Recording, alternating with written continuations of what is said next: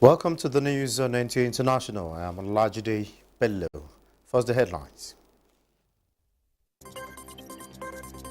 Africa set to receive its first batch of Mpox vaccine as United States of America donates 10,000 doses.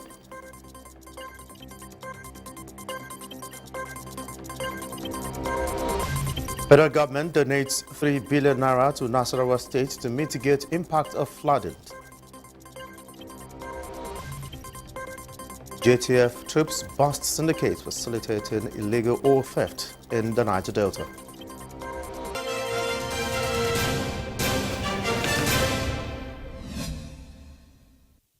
Talking health, after the COVID-19 pandemic is emerged as a significant global health concern affecting over 116 countries. Gulab Mohammed reports. Nations including Africa, Thailand, Pakistan, and the Philippines, have been particularly hit hard by this virus. Africa is finally set to receive its first batch of Mpox vaccines, 10,000 doses donated by the United States. These vaccines are crucial for combating the new dangerous variant of the virus, formerly known as monkeypox. Mpox has two prominent strains, Clade 1b and Clade 2 variants. The Clade 1b variant is more deadly and responsible for deaths, with a fatality rate of 3.5%, data from Congo showed. Its spread is also a matter of huge concern because there is little known about it till now. This variant, known as Clade 1b, is a global concern, especially following its spread from the Democratic Republic of Congo to neighboring countries in Africa. The delayed arrival of these vaccines in Africa, weeks after they became available in other parts of the world, has raised serious concerns about the global response to health emergencies. International agencies have been criticized for the slow distribution of vaccines to Africa, a continent that has been grappling with Mpox for decades. Gulab Mohammed, NTA News. Meanwhile, Malawi has begun screening for Mpox at all ports and entry after it registered 2 suspected cases in the last 7 days. Visitors to the country will have to undergo screening at the airports and border points. As part of its Mpox mitigation measures, Malawi has instituted screening for the virus at all ports of entry in a bid to stop its spread. Screening for Mpox is mandatory, including at international airports, and they form part of a raft of preventative measures. So far, there are 2 suspected Mpox cases awaiting laboratory test results, but the country is planning for a worst-case scenario. A vaccine against Mpox, but it is not given to just everyone like we're doing with the COVID-19 vaccine or cholera vaccine.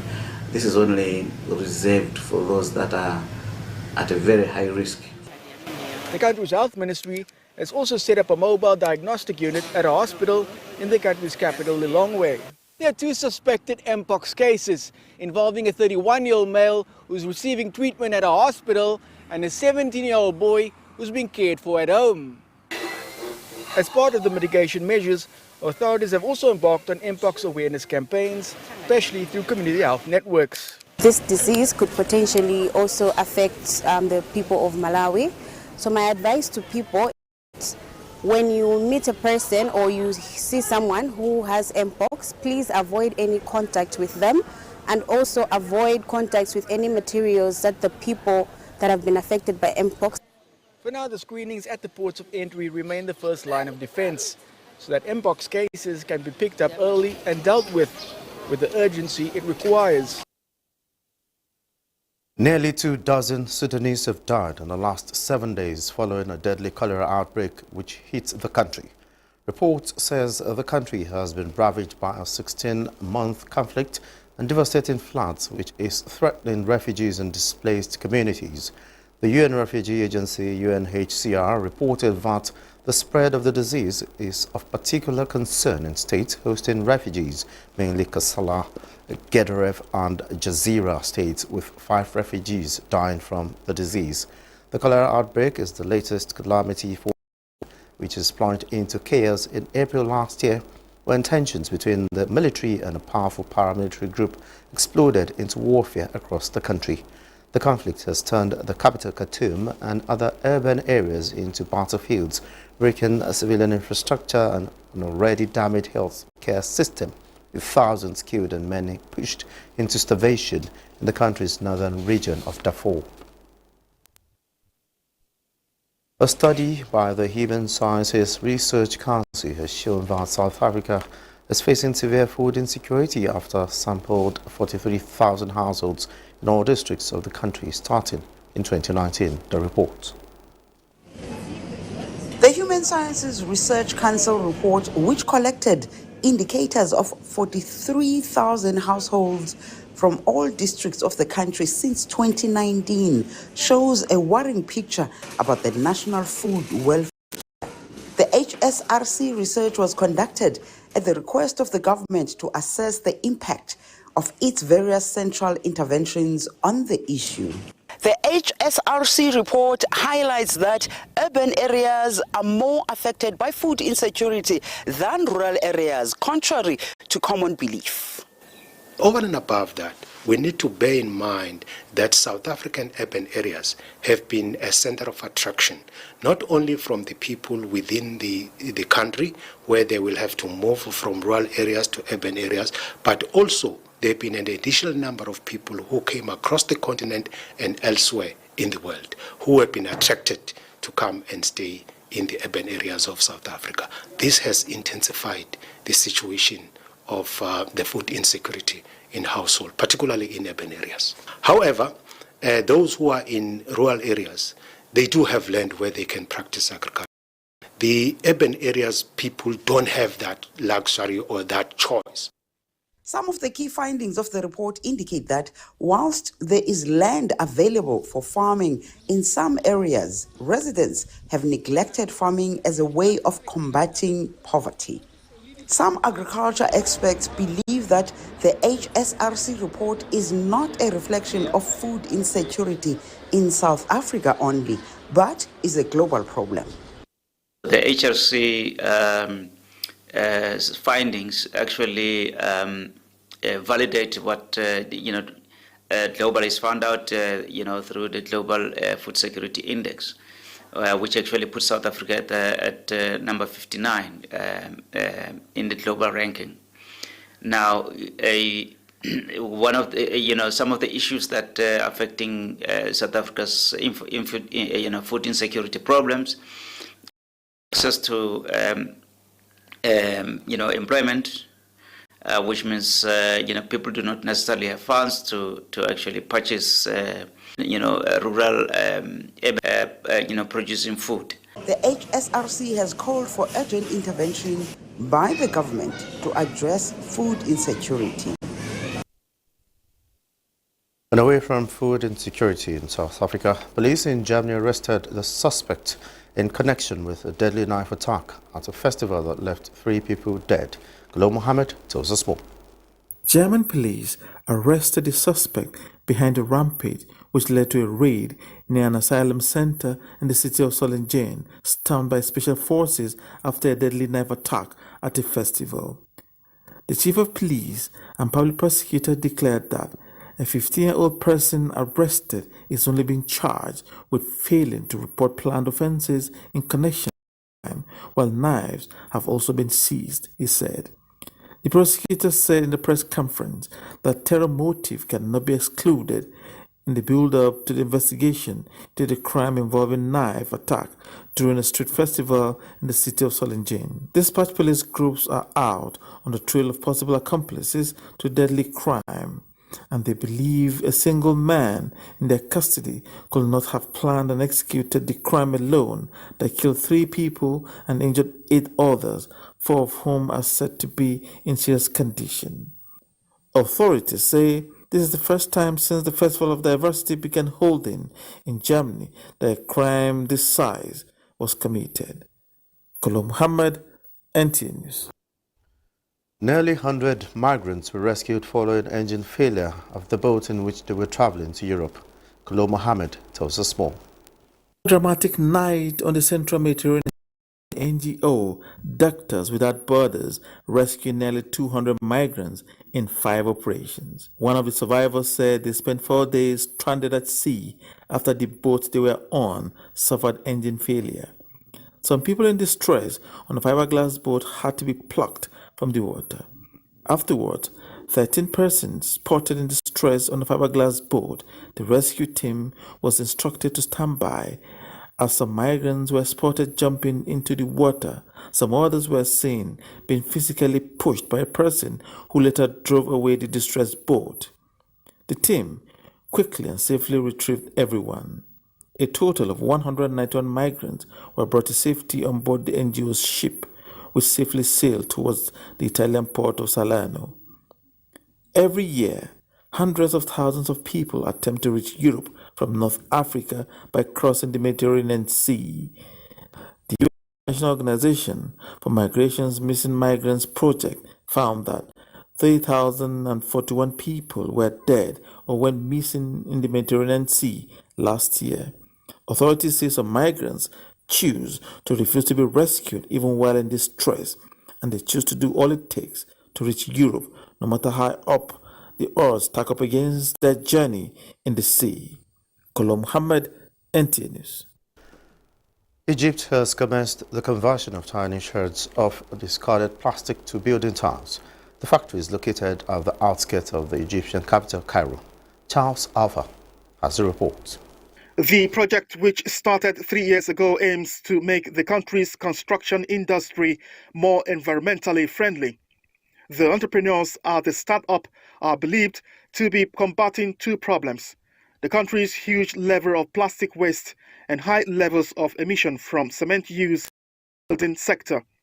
Resident professionals invented a technology and an industrial process whereby they transform all forms of public waste, namely those of low value, into building materials. Expertise of Tile Green and their passion to produce a very interesting building material from technical, from quality, from aesthetic perspective gives us the opportunity to collaborate with such a startup, not only because it's a high quality building material, but also because it's aesthetically pleasing. They manufacture a material named polymer aggregate composite, where they mix plastic waste with natural aggregates like sand and gravel in order to produce a substitute for concrete. The composite, they said, can be used to produce multiple products. Charles Alpha, NTA News. It is no longer news that Nigeria in recent past witnessed a surge of our workforce, especially those in the health sector abroad, in search of greener pastures. But that's not something to worry about, as the Abuja College of Nursing Sciences, Obohia Doki, is breaking new grounds in training health professionals that could be trusted in learning and character, attracting recognition from the Nigerian Books of Records Hall of Fame. Kejikundukwe tells us more. Between the year 2016 and 2018, the Nigerian Medical Association reports that over 9,000 of her members left Nigeria to seek greener pasture in UK, USA, and Canada. Similarly, 75,000 nurses and midwives in the past 5 years have equally relocated abroad, according to the National Association of Nigerian Nurses and Midwives. The current trajectory in the training of nurses, midwives, and other experts shows that Nigeria has become a hub for trained health professionals around the globe. And today, it's also been listed into the Book of Fame. These are things that calls to memory of service to the nation. A recent induction of the board chairman, College of Nursing Sciences, Ndoke, Abia State, Dr. Godwin Omontwen, by the Nigerian Books of Record Hall of Fame, is a clear indication that the college is not resting in providing quality health professionals that can compete globally. Section chosen for this induction, which is the Nigerian Book of Legends and Record Breakers. That is where he functioned today, and he will be honored and welcomed into the Hall of Fame of Nigerian Books of Record.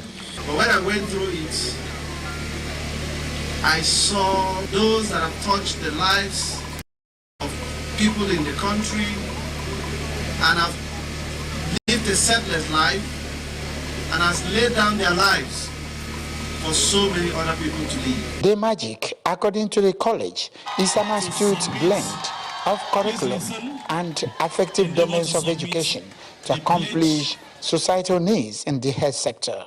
In Aba, Ikechukundukwe, NTA News. You're watching the news on NTA International. More reports when we return. Many thanks for being there. Flood disasters across the globe has become recurring rituals that leave its mark of destruction every year, both on the lives and livelihoods of human existence. Nigeria has been sharing these ugly experiences of the floods disasters year in, year out. And the National Emergency Management Agency, NEMA, has not rested on it, or has strategizing mitigation efforts to minimize the effect. Correspondent Ilyasu Yakubu examines efforts so far put in place by NEMA in 2024 flood intervention. Every year in Nigeria comes with its attendant flood consequences depending on the magnitude. The 2024 climate predictions and flood outlook indicated that 148 local government areas in 31 states of the Federation are at risk of high flood, while 249 local government areas in 35 states and the Federal Capital Territory are within moderate risk areas. These states include Adamawa, Akwa Ibom, Anambra, Bauchi, Bayelsa, Benue, Borno, Cross River, Delta, Bonyi, Edo, Imo, Jigawa, Kaduna, Kano, Katsina, Kebbi, Kogi, Kwara, Lagos, Nasarawa, Niger, Ogun, Ondo, Oshun, Oyo, Plateau, Rivers, Sokoto, Taraba, and Yobe states. Already, 27 states have been affected, with 227,494 people displaced and 32,837 houses destroyed, while 16,488 hectares of farmlands were washed away. 44 lives were lost so far. 60 to 70 years now, I've never seen such a thing. The National Emergency Management Agency, NEMA, has since from the onset of climate predictions and flood outlook initiated various plans by engaging strategic partners to brainstorm and come out with workable strategies that will see to the effective mitigation of disasters across the country. Director General of NEMA, Zubaida Umar, said, search and rescue officers have been mobilized to the affected communities, with all the zonal and operational offices placed on high alert. Assessment of all the affected communities have been concluded and relief items deployed to the areas. She reaffirmed the commitment of the agency to coordinate and provide necessary support towards efficient disaster management in the country, while reiterating that communities at risk of flooding and those living along waterways should relocate to higher grounds ahead of the peak of the rainy season. NEMA has also activated the National Emergency Operations Center to support and coordinate responses, share information, provide timely support to affected areas, collate and analyze flood incident data across the country.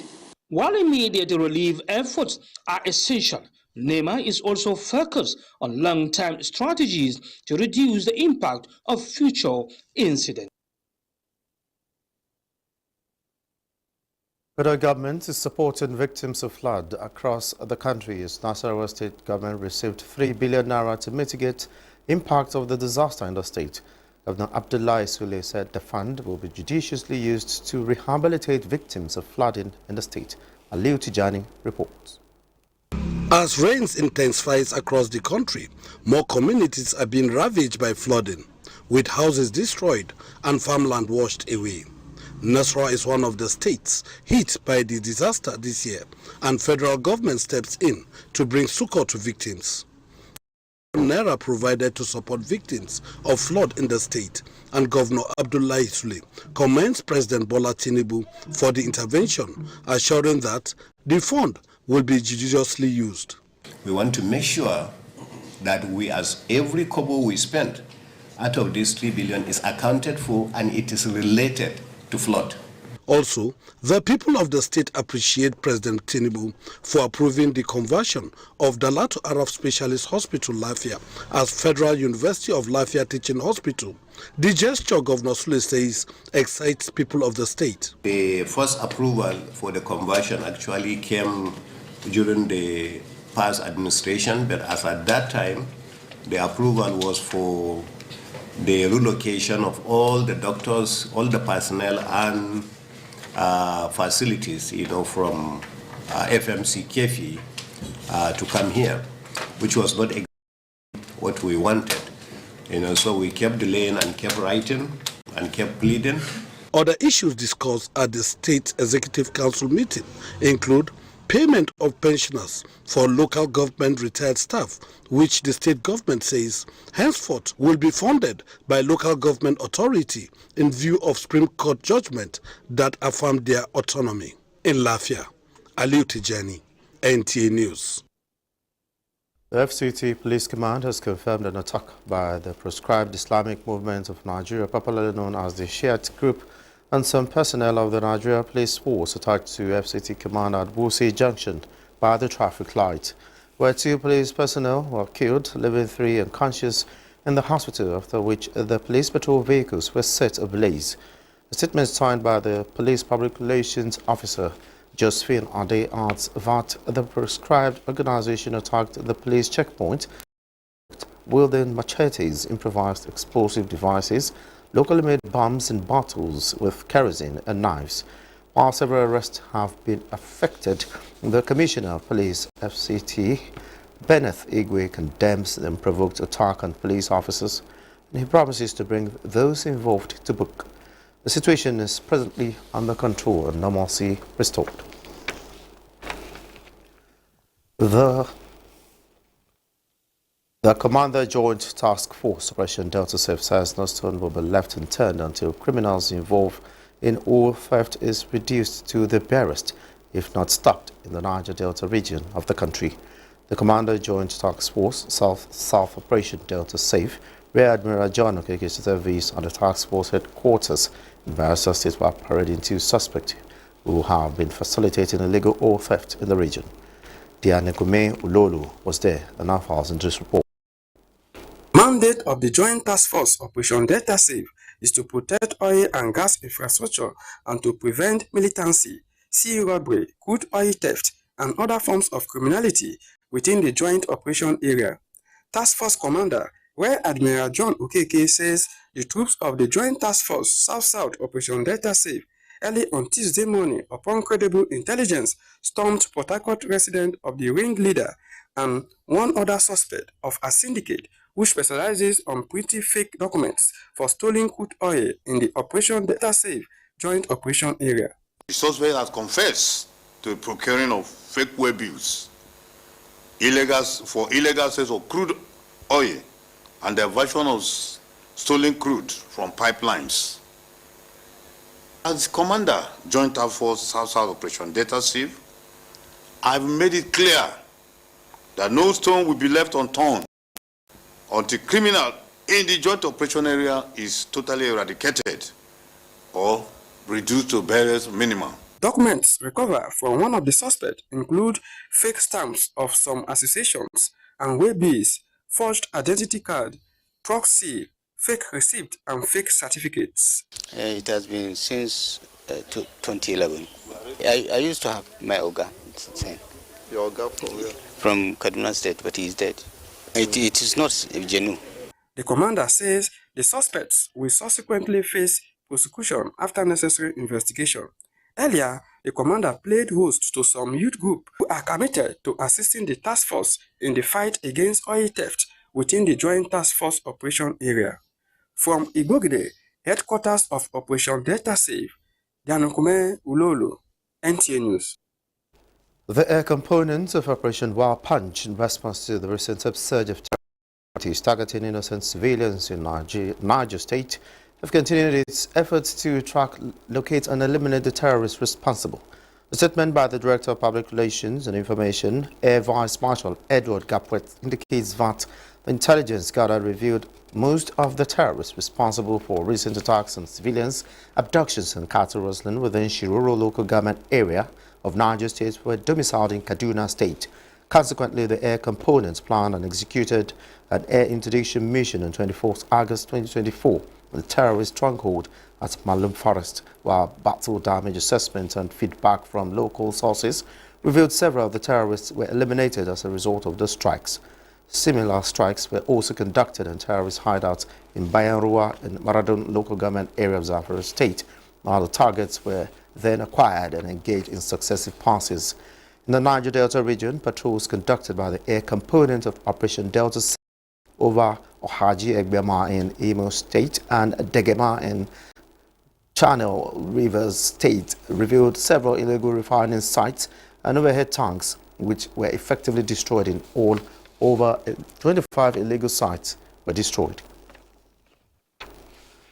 President Bola Tinubu commiserates with the people of Ningi Emirate and Bauchi State government over the passing of the Emir of Ningi, Yunusa Muhammad Danyaya. The first-class monarch passed away in the early hours of Sunday. A statement from the special advisor to the president on media and publicity, Ajirin Gilale, says President Tinubu described the deceased as an illustrious leader who deployed the power and resources of his throne in the service of humanity. The president also prays for the repose of the soul of the departed traditional ruler and condoles with the family and all those grieving the loss. Next is the weather prospects for tomorrow Monday in Nigeria.